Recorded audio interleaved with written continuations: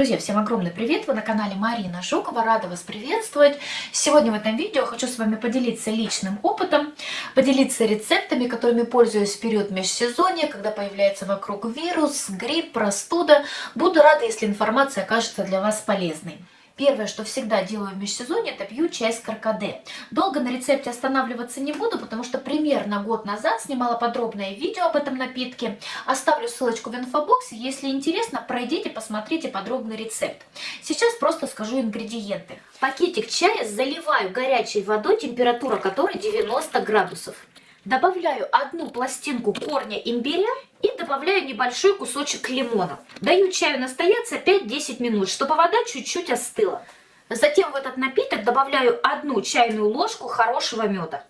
И в первой половине дня выпиваю стакан такого полезного витаминного напитка.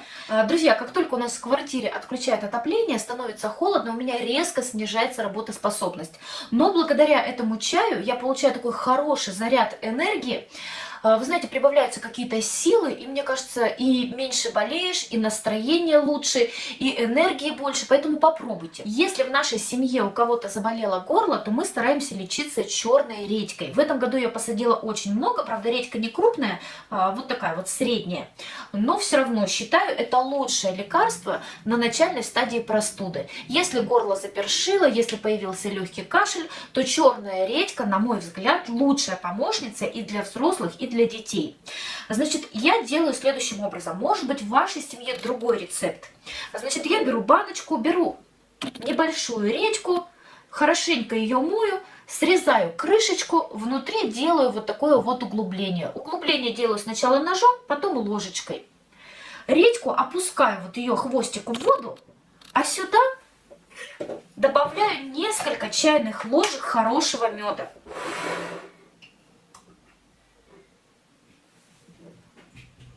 Не полностью заполняю, а где-то до середины. Это отверстие.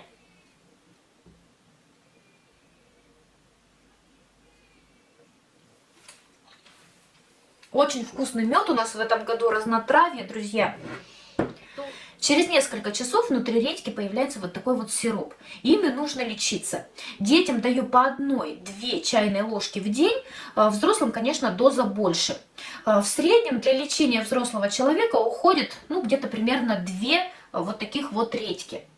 Особенно хорошо редька с медом помогает, если вы лечите остаточный кашель. Вот, по крайней мере, у меня остаточный кашель вот такой вот сироп убирает очень-очень быстро.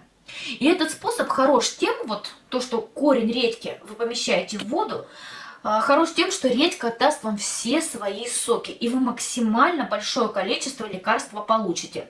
Значит, как только сиропчик выпили, вновь добавляете немного меда, закрываете крышечкой и ждете, пока не появится новое лекарство. И последнее, друзья, о чем вам расскажу. Эту информацию я прочитала в журнале, и этот рецепт в моей семье уже попробовали.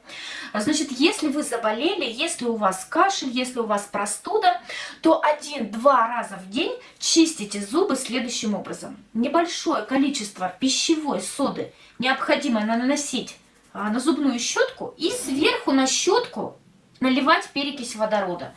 Чистить зубы. Такая смесь очень хорошо убивает бактерии во рту и тоже быстрее наступает выздоровление. Поэтому, друзья, попробуйте при необходимости этот рецепт. Я его, по-моему, прочитала в журнале ЗОЖ.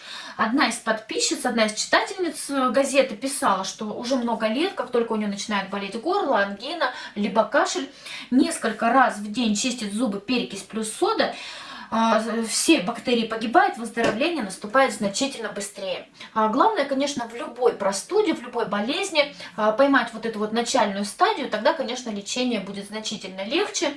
Можно даже обойтись одними народными советами, народными рецептами.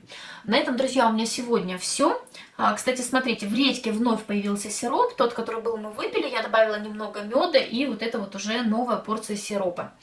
Поэтому редька, мне кажется, замечательный овощ в лечении простуды. Надеюсь, что в этом видео вы увидели для себя что-то новое, полезное, что-то возьмете на заметку. В комментариях обязательно делитесь своим личным опытом, это будет очень интересно, полезно не только для меня, но и для других подписчиков канала, потому что многие подписчики смотрят меня, читают комментарии.